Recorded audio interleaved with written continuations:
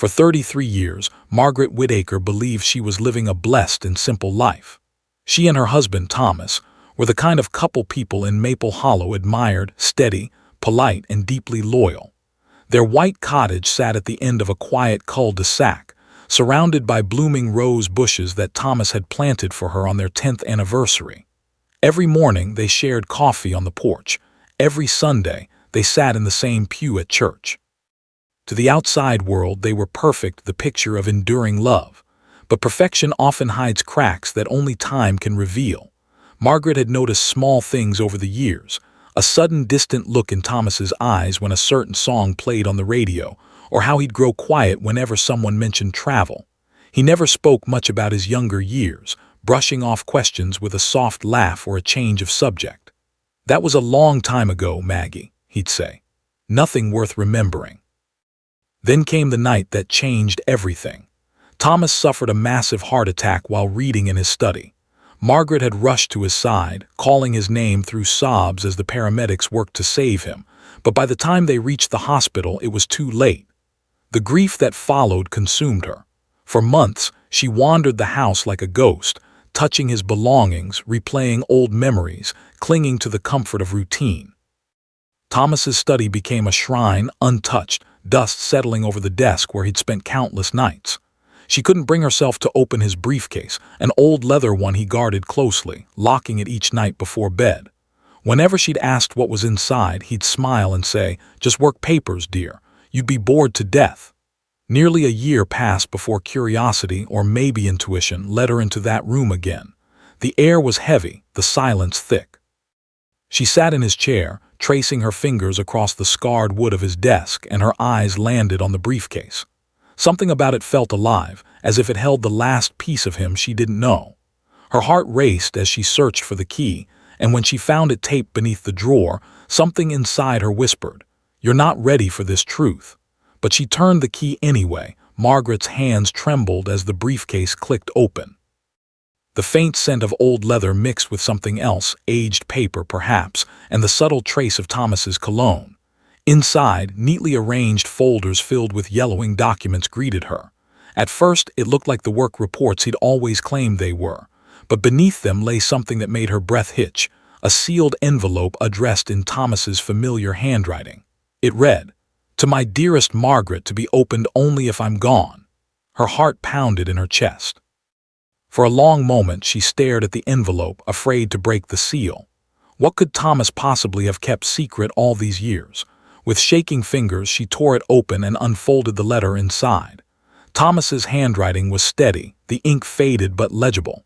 His words began lovingly, a final message of gratitude for the years they'd shared, his admiration for her kindness, her patience, her strength.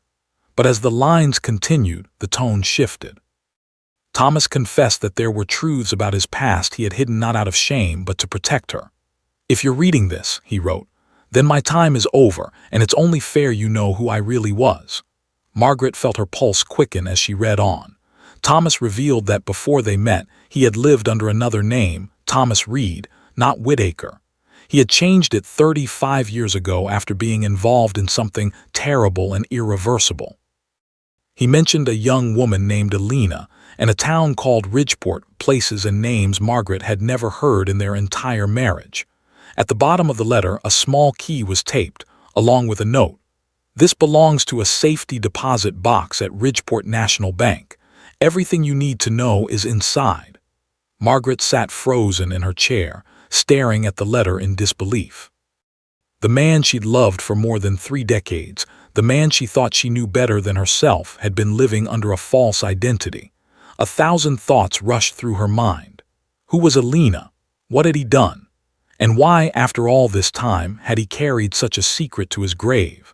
As the sun set behind the window, one thing became certain: Margaret couldn't rest until she uncovered the truth Thomas had taken with him. 2 days after discovering the letter, Margaret packed a small suitcase and drove to Ridgeport, a quiet coastal town nearly 4 hours from Maple Hollow. As she crossed the faded "Welcome to Ridgeport" sign, an uneasy feeling washed over her. The streets were narrow, the air heavy with salt and old secrets. She found a modest motel near the harbor and checked in under her own name, Something about the honesty of it felt important, especially now that she knew Thomas hadn't always been who he said he was. The next morning, Margaret walked into Ridgeport National Bank, her heart pounding as she handed the teller the key. The woman disappeared for several minutes before returning with a small metal box covered in dust. Alone in a quiet booth, Margaret opened it slowly, almost expecting Thomas's handwriting again. Inside, she found photographs, documents, and a folded newspaper clipping dated August 1988. The headline made her heart drop. "Local woman disappears, fiancé questioned." The article described a young woman named Alina Marlowe, age 26, who had vanished without a trace. Her fiancé, Thomas Reed, was the last person seen with her but was never charged due to insufficient evidence. Beneath the article was a photograph, and there he was, younger, clean-shaven, but unmistakably Thomas. Margaret felt dizzy. She flipped through the contents, old love letters between Thomas and Alina, full of tenderness and promises of forever. Then near the bottom she found a final note, written in his familiar cursive. "I didn't kill her, Margaret, but I couldn't prove it. They all believed I did." Her throat tightened as tears welled up. All those years, 33 years, Thomas had been living as another man, carrying a burden she couldn't begin to comprehend. Margaret decided to visit the Ridgeport Police Department. She met with a retired officer named Detective Carl Benson, who had worked the Marlowe case. When she mentioned Thomas Reed, the old man froze. "I remember that name," he said softly. "Everyone thought he ran because he was guilty, but there was something off about that case." Margaret leaned forward. "What do you mean?" the detective sighed. "There was someone else, Alina's friend. She vanished a week later. We never found her either." Margaret's heart sank. This wasn't just about Thomas anymore. Whatever happened in Ridgeport was bigger and darker than she ever imagined. Detective Carl Benson invited Margaret to his modest home overlooking the harbor. His living room walls were lined with old case files and fading photographs, remnants of a man who had spent his life chasing truth. He brought out a dusty folder marked Marlowe Case. Inside were yellowed reports, witness statements, and one particular photograph that caught Margaret's attention: two women standing side by side, smiling at the camera. One was clearly Alina, the other unfamiliar. "That's Rachel Hines," Benson said.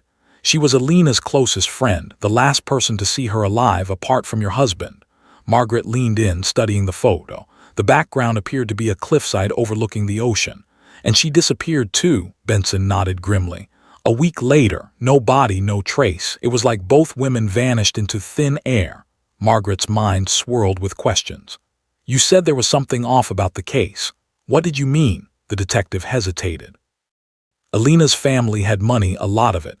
Her father didn't want her marrying Thomas. He thought Thomas was after her inheritance. When she went missing, he made sure every finger pointed at him." Margaret sat back, shocked. "So Thomas ran to protect himself." "Maybe," Benson said. "Or maybe he knew the truth and couldn't prove it. There were whispers that Rachel might have known more than she let on. But once she disappeared, so did any chance of finding out." Margaret's chest ached. All those years, Thomas had carried that secret alone. Every quiet moment they shared suddenly had new meaning. The way he'd stare at the horizon, the sadness in his eyes that never fully went away.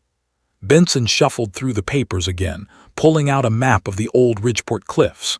"Search teams combed these areas for months," he explained, pointing to a red circle near the coastline. "That's where they found Alina's car abandoned.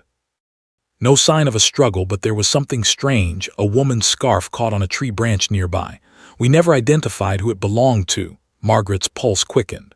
"Could it have been Rachel S.? Possibly," the detective replied. "But the pattern on that scarf, it wasn't found anywhere in her belongings." Margaret's eyes widened.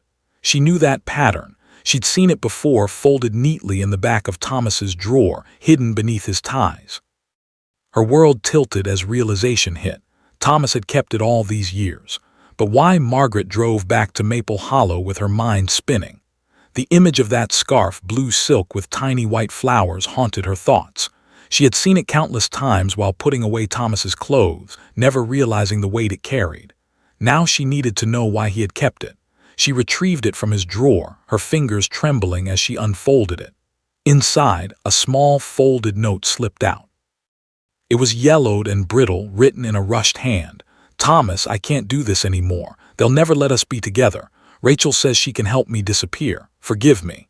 "Alina." Margaret sat down hard, her breath catching in her throat. "Rachel says she can help me disappear." The words echoed through her mind. Could it be possible that Alina hadn't been murdered at all, that she had run away with Rachel's help? She picked up the phone and called Detective Benson immediately. Within hours, he arrived at her home, the same astonishment in his eyes as he read the letter. "If this is real," he said quietly, "then Thomas was innocent all along." They reopened the old records. Benson contacted a private investigator who traced possible leads based on Alina's handwriting and bank records. A week later, they received a call that sent shivers down Margaret's spine.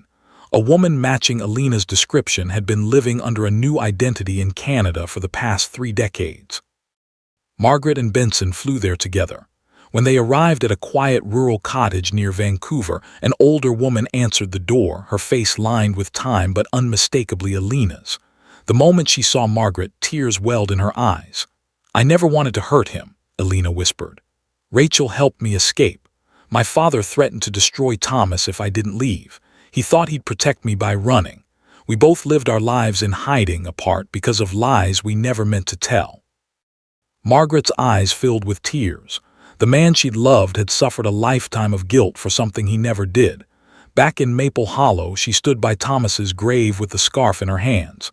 "You were innocent," she whispered softly. "You carried the truth in your heart until the end." The wind brushed past her, and for the first time in 33 years, Margaret felt peace, as though Thomas himself had finally been set free.